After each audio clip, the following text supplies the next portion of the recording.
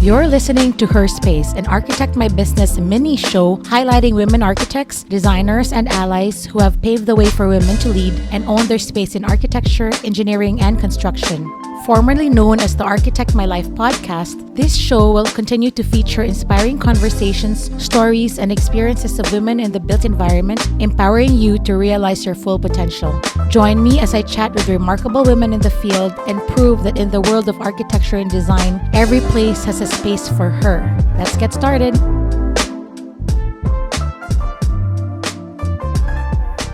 Hi, Morgan. Welcome to the show. How are you today? Hi, Aya. Thank you so much for having me. It's Friday, so I'm wonderful. I Of can't course, complain. right? I made it through the week. So actually, I met you. I actually didn't meet you yet, but I saw you at the Mental Health Summit of Joanne. And Oh, you did a yeah. 10-minute morning meditation. And I thought that was amazing. Whatever Joanne did for the Mental Health Summit, we all needed that. Mm-hmm. And that was great that she, asked you or vice versa to jumpstart that entire conference. Tell me about the conference and how you guys connected. Yeah, Joanna is amazing. She is making such a ripple effect in the architecture community. And I'm so thankful that she had that mental health and architecture summit. We need more of those. We need ones that are in person and we need virtual ones. We met online. I've never met Joanna in person. She actually messaged me earlier today asking me if I was going to a conference. So hopefully we'll get to meet in person one day. But we definitely both have this similar vision and mission in life, which is helping architects. That's great. So I'm really glad we're discussing mindfulness and stress reduction because our industry is crazy busy right now and there's always something to do and never enough time, especially for us moms, right? I've been there and Absolutely. it's easy to feel burnt out and stressed out with all the deadlines. And I'm sure you've experienced this too. But I'm excited to hear how you tackle these challenges and how mindfulness has played a role for you. Yeah, absolutely. And it's funny that you said that our industry is really busy right now because for me, it's been busy my entire career. Now, I didn't Oh, have to go through I haven't been through any recessions yet with my career, but it has been nonstop since I stepped foot into architecture. So a lot of times hear females and I see, males and females, architects saying, "Oh, I'll take a breather after this deadline. I'll take a breather in 2 weeks when the deadline's over." But then as soon as they say that, another deadline approaches or two more deadlines after that one. So we don't really have time to take a breather. And that has been my experience. So your question was, how do I incorporate mindfulness? Was that the second question? well, before that, let me just step back a little bit. Tell me a little bit about your current career right now, where you are, like what firm you work, what your current position is, so we have context around. Yeah. I know that you've worked in like you really climb in the ladders, and Mm-hmm. you're at the Yeah. top of your game, and just talk about your career as an architect, and then we'll transition to the healthy The architect. why Yeah. I am where I Yes. am now. What happened? Exactly what happened. So Right. Like who I'm did an it? Ivy. Just kidding. How much time do you have in your day? Oh, well, we can have a I part just two.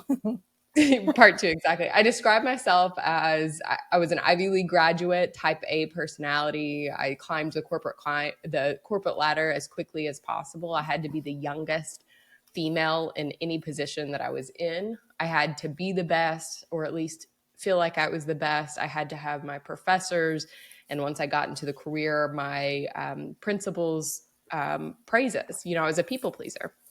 And once I became a mother, that really burned me out. And so I worked the traditional architectural role in the beginning, and then I became an owner's representative for one of the most well-known medical centers in the world. And from Can you say there, which one? No. yeah. It was Vanderbilt University Medical Center Oh, in okay. Nashville, Tennessee. So I was an owner's rep for them, being on the architecture side. So I had large projects and over multiple projects on the campus. And if you've ever been in medical architecture, it's a different pace. Absolutely. because that's where the money is. And it's Yeah. just a totally different pace. From there, I went into my position that I'm at now. And I am the director of marketing at an architecture firm, as well as licensed architect there too. So I play a dual role. And this year I decided to make a change. And actually it was last year I decided to make a change and open the Healthy Architect, because I am kind of at the threshold, or I am at the threshold. I'm at the point in my life where I need to make a change. I feel like there has to be a change in the architecture community. And there's no, I mean, we all know that there's so much stress in our field, right? Budgets, I've never had a project that did not have a tight budget, a tight schedule, and was just inducive of stress. And there has to be some sort of relief from this.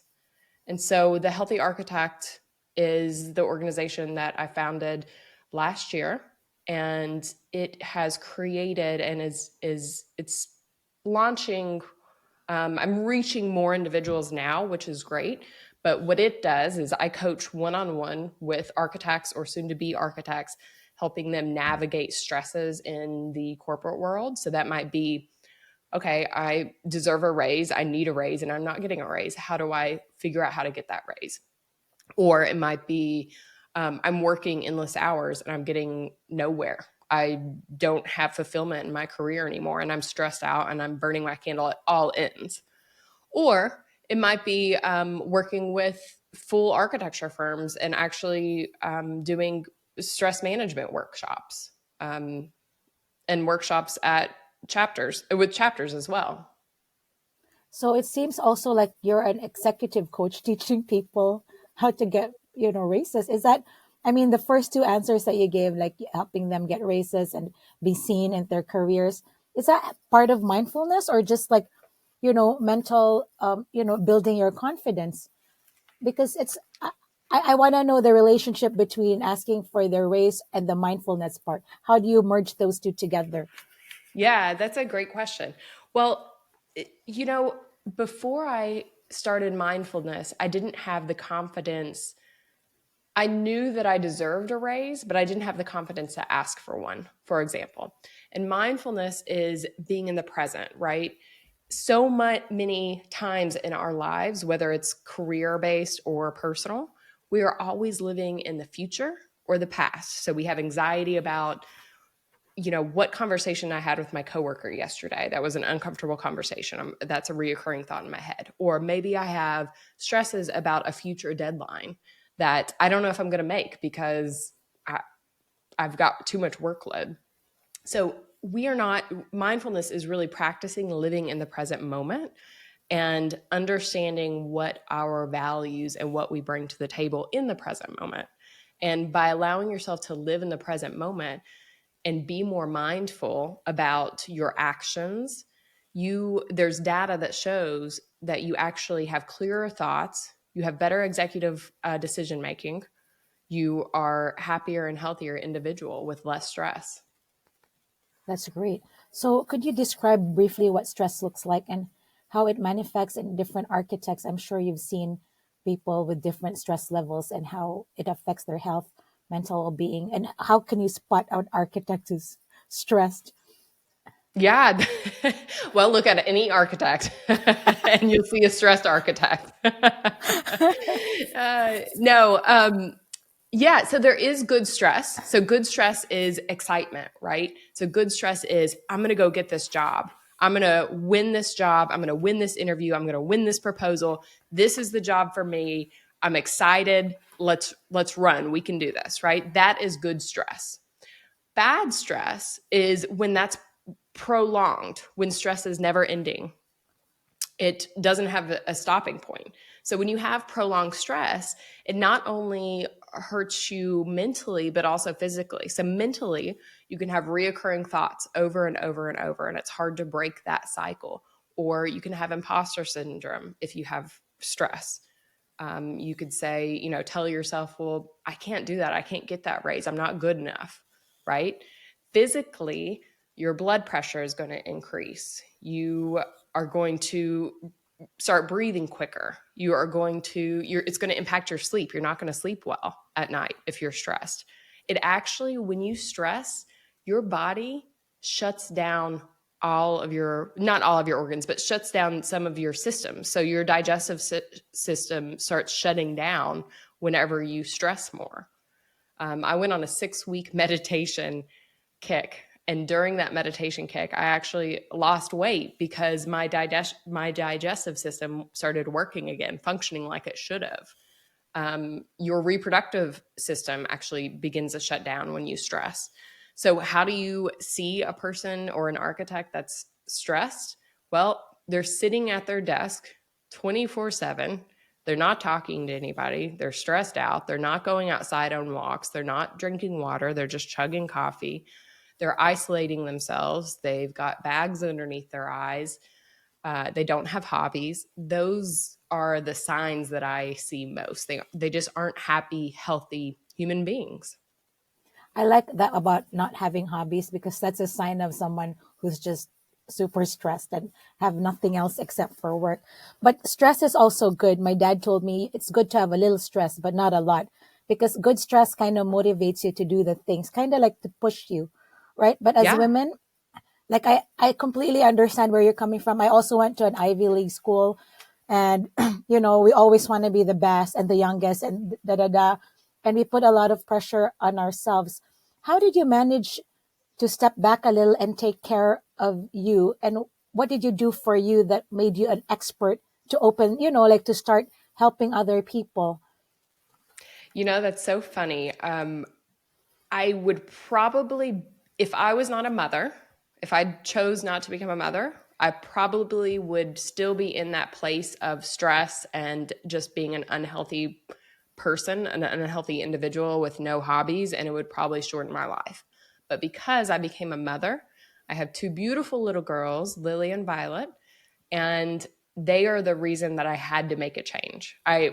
There wasn't a choice for me any longer. Because I brought them into the world, I feel as if I have to be a positive example for them. And I want to show them that you can be a great architect or whatever you want to be in your life and also take care of yourself. You can have a successful career and also meditate and work out and garden, do whatever your hobbies are. And those hobbies, whatever those hobbies are actually going to make you better, a more well-rounded and diverse individual, and probably make you better at your professional career.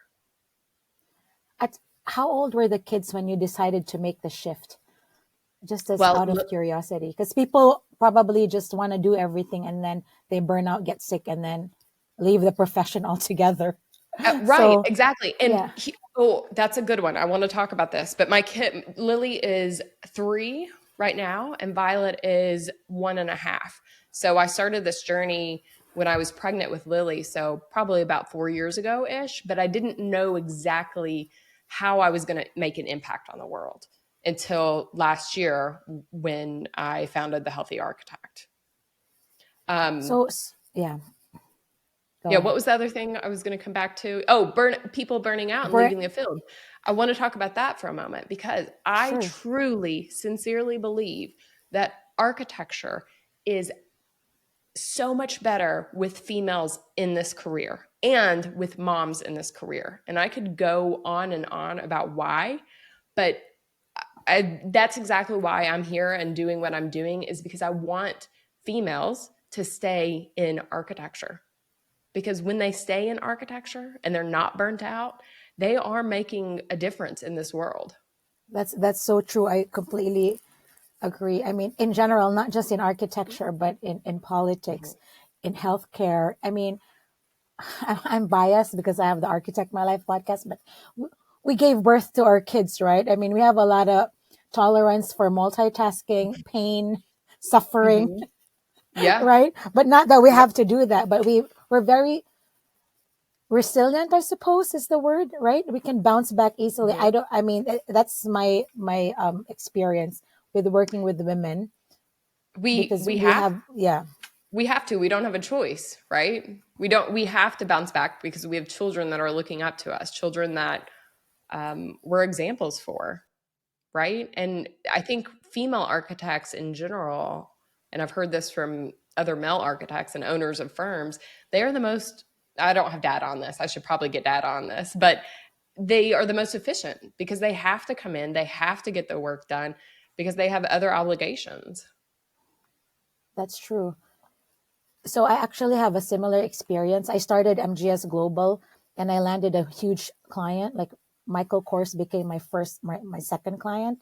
So we did a rollout for them, and I was so happy that I'm Filipina and minority, and I got this huge account, and I was doing so many stores. Like over when we started, I was doing like 20 stores a month, and it turned into 100 stores Oh, per month wow. for Michael Kors. And so I had like 8 or 7 employees, and but I wasn't seeing my kids. And so my dad was like, Aya, have you ever seen CEOs work 80 hours a week? He's Mm-hmm. like, if you don't transfer information, you're going to die of stress and exhaustion. Yep. And so that's when I stepped back too. And I'm like, you know what? I need to transfer information, trust my employees, and spend time with my kids because time is so precious, right? Your Mm-hmm. kids are young ones. Now my daughter is 17 and my son is 14, and they don't want to hang out with me.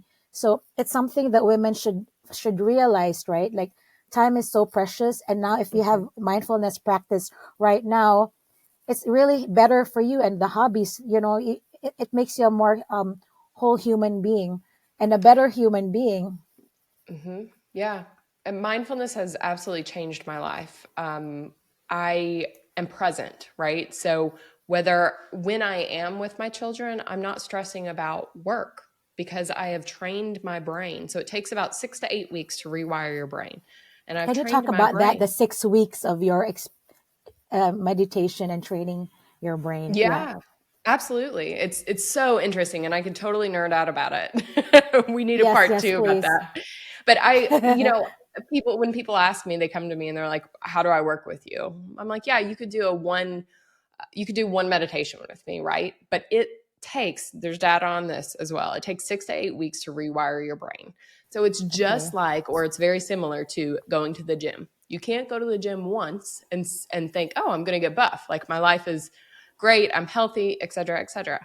You have to continue going to the gym in order to see or notice a difference, right? In the way your body's reacting. So it's the same as mindfulness and or meditation. You have to practice it every day or on a regular basis in order for it to rewire your brain. So once your brain is rewired after that 6 to 8 weeks, you start noticing a difference. You're going to be more present, less stressed, and more in tune with your emotions. You're not going to react to life as much. When a coworker comes to you and is, I don't know, putting down your drawings or says something snarky, you're not going to react to that. You're going to be calm, cool, and collected because of mindfulness. So it just allows you to enjoy your life where you're at, whether that's in your career or in your personal life. So my question is, how do we get started? Like people think of meditation as this woo-woo thing, but I know you have Yeah. something else. You call it you call it something else. You're not calling it meditation because Mhm. it sounds very alien to a lot of people. Yeah, it does. It's so interesting. So it depends on, you know how you're an architect and you go into interviews and you have to change your verbiage to who you're speaking with, right? So you're going to speak differently Yes. with a contractor. You might put I put on a little twang when I talk to a contractor, or when you talk to the director at a medical center, you're going to use different words and different verbiage, Yes, right? yes, yes, So yes. Yeah. to me, sometimes I use the word meditation. Other times I just say stress management because it's all in the same, right? Except there are you can meditate with your eyes open. You can meditate with your eyes closed. I think most people, and the reason why I don't use that word all of the I time is like stress because management. it's stress management, right? Yeah, yeah. Exactly. Because that's exactly what it is. And I think a lot of people, like you said, they think meditation is woo woo. So they're like, oh, I can't do that. I'm not in a white box and I'm not in a studio and I don't have 2 hours to spend meditating. Well, guess what? You don't have to. You can spend 3 minutes in your day meditating and it will make all of the difference. So on my good days, I will say not every day, but on my good days, I meditate in the morning for a few minutes to set my intention for the day. So if I'm going into like No, it was this week. This week I had an interview, and I set my intentions on I'm confident. I'm going to be confident this week. I'm confident. And at the end of my day before dinner, I typically meditate for 3 minutes. And that's just to release all of the stress and anxiety that I have built up and stored over the day before my dinner table, before I have dinner with my family. So when I come to the dinner table with my family, I can have more fruitful, meaningful conversations with my girls and my husband rather than talking about the stresses of the day. No, I like that. I have some architect friends, and every time I see them, it's complaining a lot, and it also drains my energy, right? Yeah. Mm-hmm. And so I'm like, Absolutely. well, can we just think of something positive? Because every time I see a particular person, it's so negative. I'm like, okay, maybe I should send them to you You if should. they're willing to Absolutely. learn, Yeah, right? and the sad part is that's not truly who that person is. I'm sure that person is truly deep down inside a lovely, amazing person, but when stress gets in the way, it really blocks everything and changes your relationships with people, with your coworkers, with your family, with everybody. I mean, I in one particular career, I won't tell you which one, I was so stressed out that I was becoming a person that I didn't like. I did not like to look in the mirror and see who I was becoming. And that's exactly why I went to mindfulness, is because I knew that was not the person I wanted to be in the future. Yeah, and it also it reflects with other people as well. Like if you're with a negative person, it's hard to be around that person. Like I'm very Mhm. mindful as well. I don't meditate as much. I have before, but I'm willing to do it. If you give me some tips. But Yeah. when you're with a person that's so negative, it's really hard to be around. That's why, as a mom entrepreneur, I run my firm. I need to protect my energy, and I think women Yes. need to learn how to protect your energy and your time, so you can spend, like what you're saying, quality time and with the people that you love, right? Your Yes. husband, the kids. Hmm. Yeah. So what's your morning routine like? What is your day like with the two kids, your work? Yeah, can you tell us about that? It is so, my day is so busy. And I am, like I said, I'm type A, I am OCD, and I've got ADHD. So there's a lot going on. And I'm just a person that it's ingrained in me. I'm a hard worker. So I wake up in the morning, hopefully 45 minutes to an hour before my girls wake up, and I get some body movement in. I don't like to call it a workout because who wants to work out? But I make sure that I spend that time with me and I move my body about 30 minutes, I would say. And then I do, give or take, a 10-minute meditation. And around that time, actually, Lily, my oldest, comes and finds me throughout the house somewhere. So she will actually do the meditation with me. Now, sometimes she'll just sit and look at me, and sometimes she'll sit and watch the meditation video that I'm watching, or, sometimes she'll play in the same room. But what's important to me is that she's seeing me do it. She's seeing me prioritize my health, prioritize myself, and meditate. And she's actually went to school before. Her teachers tell me that she comes to school and meditates, which is really funny. Um, I take them to school. As a mom, you probably know that it's a it's not Yeah, like you the just morning take your is really chaotic. the morning's Right. chaotic. You got to get lunches packed, you got to get everybody sheets and pillows, and Or it's a they whole need to thing. wake up. So you have to get them to wake up, you have to get them to put Yeah, clothes yeah. on. No, not that shirt, put the other shirt on, that whole thing. Drop them off at school. Lily actually goes to a nature school. So one of the What's a nature small, school? it's really cool.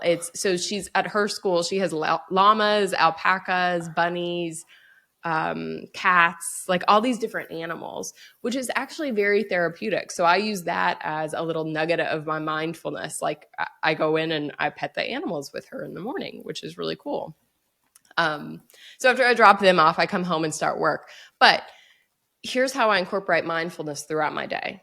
I check in with myself on my lunch break, always. 12 o'clock, maybe not on the dot, but 12, 12:05, 12:10. Around that time, I always check in with myself. And I say to myself, and it's a routine now, how are you doing, right? If I'm stressed, then that means I need to take action to change the rest of my day.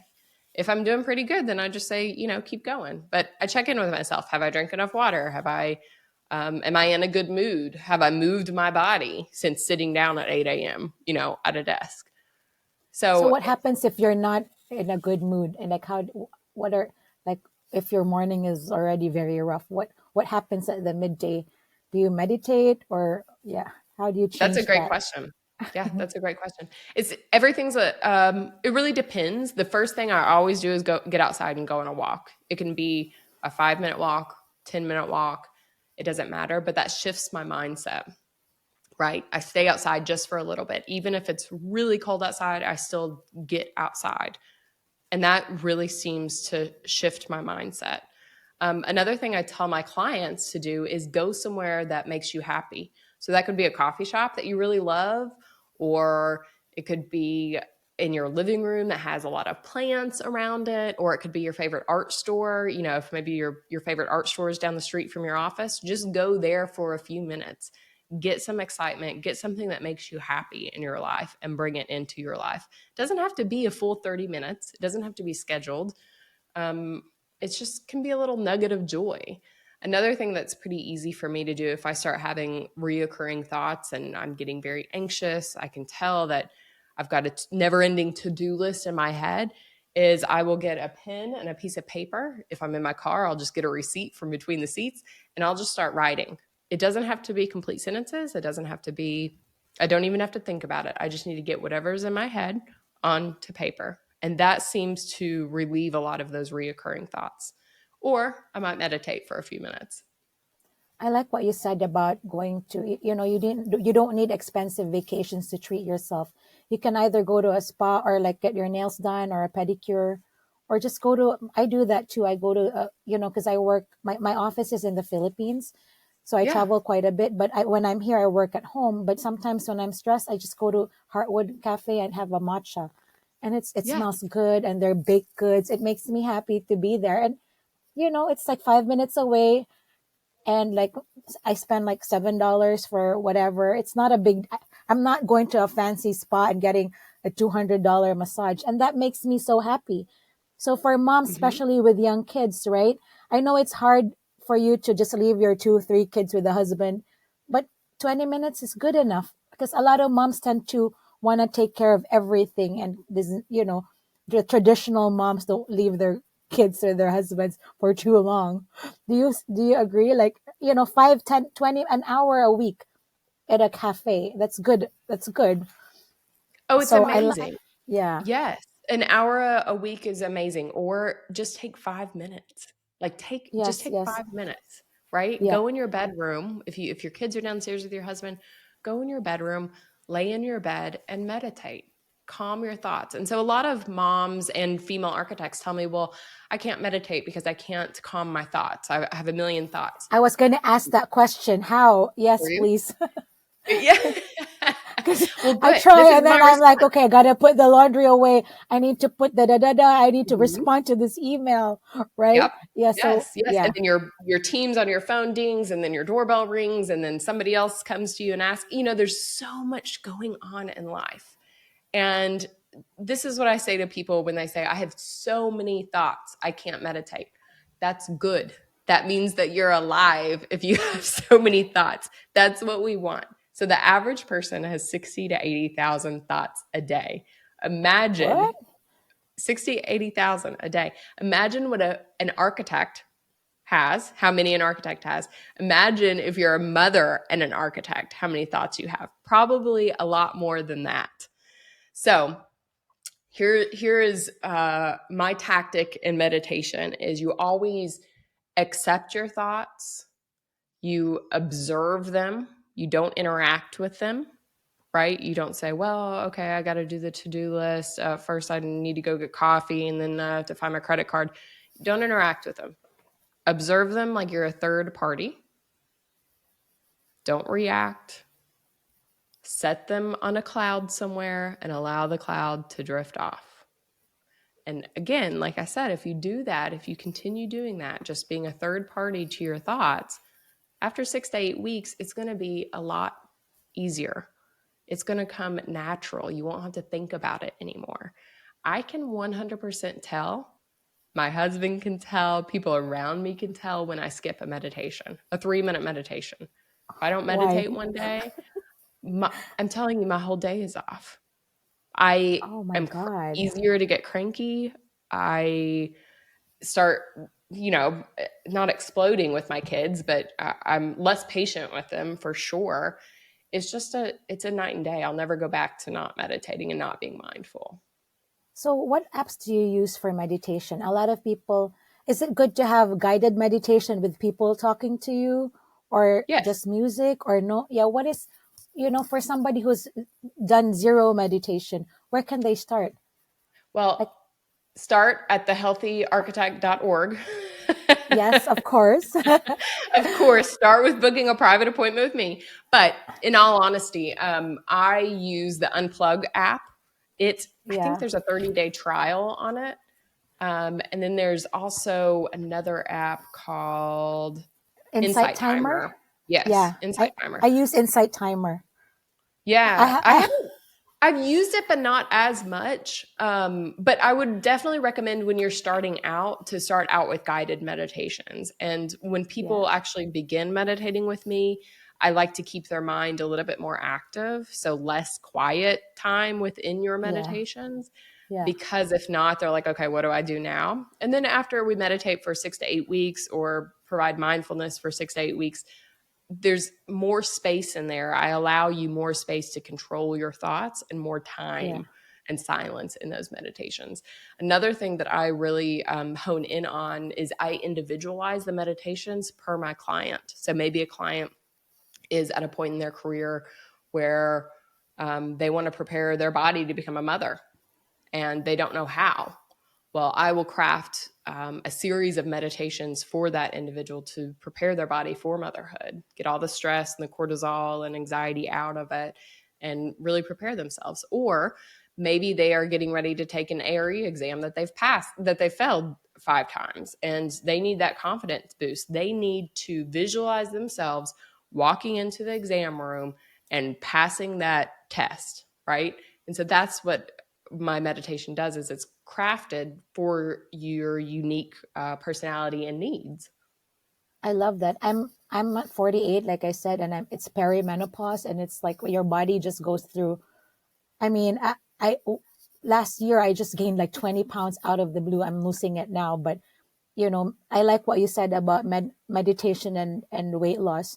Mhm. Maybe you can create one for women who are architect women who are 48 who are going through that because it messes you up. Like, I get injured a lot, da da da. It's like I'm trying to navigate, my perimenopause symptoms. So Well, that's a and possibility.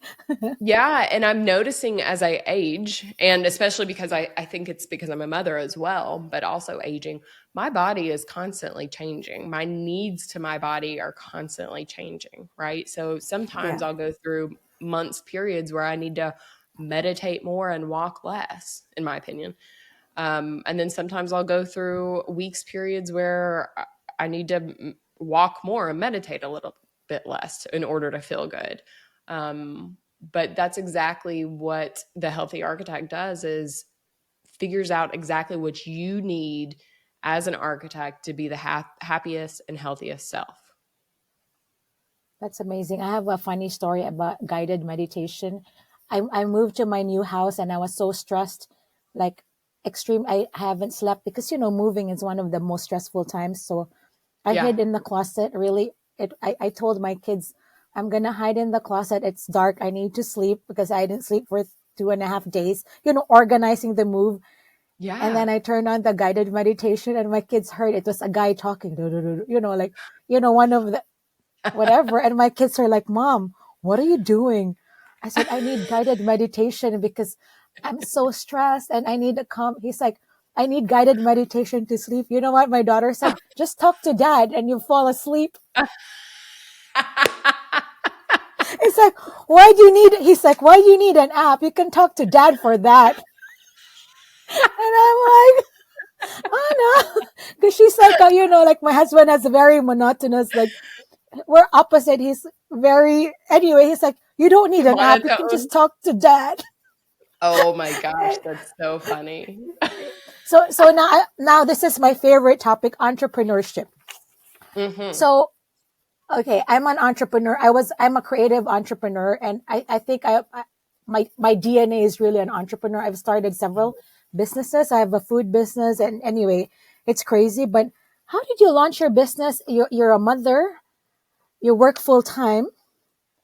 You create a lot of content, reels, and I look at your Instagram. I'm like, oh my god, because I do a lot of Instagram work too. But like, how do you manage all of that? But before that question, when was like, how did you learn how to do all of the things? Because it's very strategic. Like, what you're doing is digital marketing in a way. You have a funnel.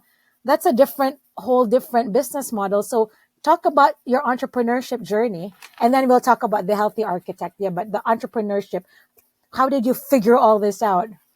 Well, that's such a loaded question because I don't even know where to begin with that. I did not figure it all out. I don't have it figured all out. I encourage myself to fail, right? I used to, when I was younger in an architecture school, and even younger than that, grew up thinking that I couldn't fail, that it was going to, people were going to look at me like, oh, she's less than if she fails, right? That's that imposter syndrome coming in. And when I became a mother, I thought to myself, I'm going to teach my girls that it is okay to fail. And actually, every day you should be failing, because if you're not failing, you're not growing. And it's not how many times you fail, it's how quickly you can pick yourself up after you do fail. And so that's really, I'm trying to live the life that I want my girls to see and to be when they're older. And that's Yeah. to make a ripple in the world, right? Make a change in the world. I've been tired of hearing, this sounds horrible, but I've been tired of hearing females complain about the architecture world, and people complain about how tired and how stressed they are. It's weighing on me. And so I just had to make a change, and I had to say, okay, I'm going to make the healthy architect so I can make a change or try to make a change in the world and in the industry. And how do I do it all? I don't know. You just have to chip away at it every single day. Because your social media is amazing. I mean, Thank your you. Instagram presence, all of your content, it's on point. And I like the way you do all the graphics. I have a YouTube channel as well. And my company has a YouTube channel, but all of the things, it's like huge text in terms of the way you present yourself. It's very, you know, very legit and professional. Like, it's like, I thought you've been doing this forever. I didn't know it was a new business.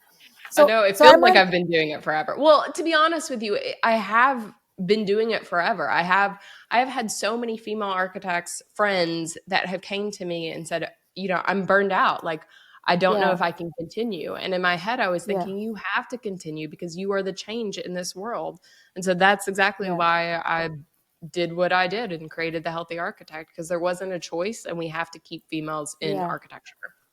Yeah. And like, I really love watching your Instagram videos with you meditating, and your daughter is like, I saw that one. You're so zen, and you're like really deep in meditation, and your daughter's making a face, right? That was a cute video. You should check out. I mean, we'll put the links later on, but I want to talk about your services, and I'm on the website Mhm. right now. So thehealthyarchitect.org, you have all these amazing services, one-on-one coaching for Mhm. architects, soon to be architects, and architecture students. I love this, creating boundaries, mindfulness. So talk about your one-on-one coaching. Like, who is your ideal client? Who do you want to reach out to right Yeah. now? Do you need a stressed out, or stress prevention, or both? Both, absolutely both. That's one thing I was going to say is, yes, most of the clients, the one-on-one coaching I do is because they've already hit their limit and they don't know what else to do. They've hit rock bottom and they're saying, I don't know what else to do, Morgan. I'm coming to you. What do I do? Create a plan for me. Help me get out of this rut, right? And uh, not that I love those clients as well, but what I would love is for more clients to come to me and say, Morgan, I hit rock bottom once and I don't want to go there again. Or I'm heading in that direction and I want to stop it right now. I want to take a different path so I don't hit rock bottom. So prevention is very important, and you have to practice it every day to prevent burnout and prevent stress. So I would like for more females, mothers, architects to come to me and say, how do I make sure that I'm not burning my candle at both ends? And in order to do so, you have to create boundaries and balance within your professional and your personal life. Where were you in 2000 when I worked 48 hours straight and I burned Oh, out? right. You never want that to happen again, right? You've been there and you're Yeah. like, it's not worth it. And it's counterproductive. Yeah, that's true. So now let's talk about your corporate consulting for AAC firms Mhm. and universities. This is great. Like, who are the, you work with groups, leadership. Can you talk about your corporate consulting? Yeah, so corporate consulting, I just launched that recently. And so in the future, I aim to work with firms overall, specifically their HR departments, and work on both team building, stress reduction workshops, and how to just create a healthier environment internally. Because when you have healthier employees, you are creating more efficiency within your architecture firm, within your drawings, happier employees. So you're going to decrease absenteeism. You're going to increase profitability whenever your architects are happy and efficient and at work. Obviously, you're going to increase profitability. But that's how I work with corporations. Sometimes I'll do a one-off, once a year annual workshop with them, or we can do ongoing 6 to 8 weeks in January or December or whenever, really, but whenever your firm needs it. And the workshops, I'm curious. Stress Management 101 for Architects. Oh, I love this. Burnout Management 101 for Architects. Can you talk about your workshop? Like, what's the format? Is it like a whole day, half day? No, it depends on what your firm needs, but typically they're 1 hour to 3 hours, depending on what you can give. So some firms say, oh, we only can give a lunch break. Fine, let's do a lunch break. If not, we'll do 3 hours. But all of the workshops are very interactive, and it's to give you tools. So when I'm not there, you can take those tools and use them in your real life. So for instance, let's take a breathing. I call it tactical breathing instead of breath work. So let's do a little breath work right now. Are you open to that? Yes. Yeah. Have you Yes. ever done the Yes. infinity breath before? No, I'm not. I did like the yoga thing when you do this. What is it Yeah. called? It's like Yes. one finger. Yeah, yeah, yeah. The nostril breathing. Yes. Yeah, yeah, So yeah, yeah. But I'm happy to do breath work. This is exciting. this is exciting. Good. I use these this is what I give out at my workshops. They're little infinity symbol stickers, Oh, yeah, and you yeah, can yeah. put them on your laptop. I've got one on my laptop actually right now. Okay. But so the infinity breath, think of an infinity symbol, right? It's never ending.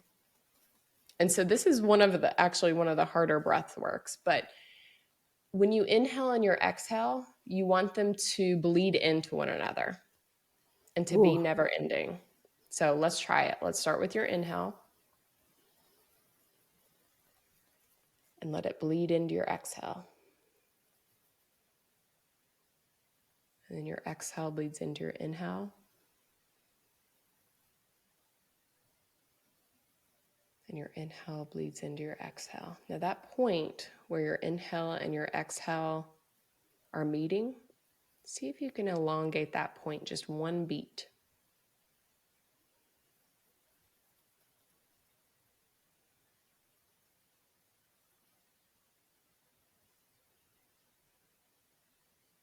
Now, at the intersection of your inhale and your exhale, see if you can elongate it 2 beats.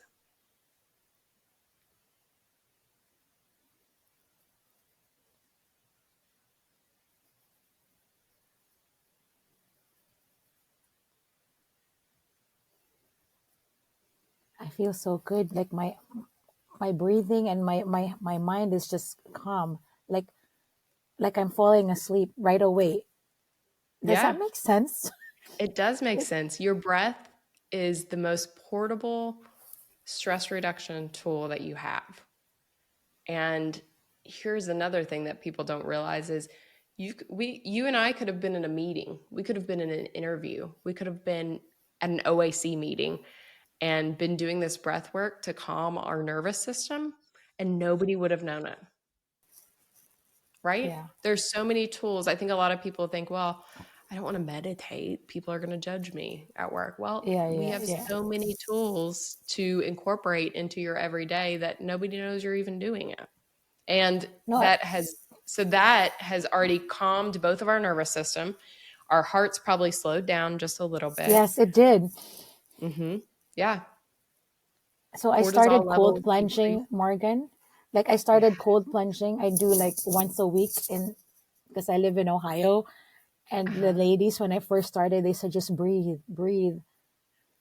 Like, you just kind of breathe through the pain. It's kind of like when you give birth, the Lamaze method, right? A lot of things can happen when you just breathe. Yeah, I had very high blood pressure with both of my girls, and I had early labor because of those. But that's when I really started using meditation, because to bring my blood pressure down, I had to focus on my breathing and meditate a little bit. So I turned off all the lights. I remember when my blood pressure was going up and they were like, if it keeps going up, you're going to go into delivery. And it was early. So I'd like turn off all the lights, focus on my breath, meditate. And that brought it back down. And they actually sent me home from the hospital, said, you're good to go for a little while. So it's very impactful. No, it's very, very powerful meditation. So what is the most satisfying event, or, do you have a success story of a client who has just been like, Morgan, this has been game changer? Like, can you share that with us? This is amazing. And I'm glad that we got to talk, because I'm definitely, and a lot of women can really benefit. But was there a point in time when a former client or a client came up to you and just, was so happy and gave you a testimonial, or what was that like?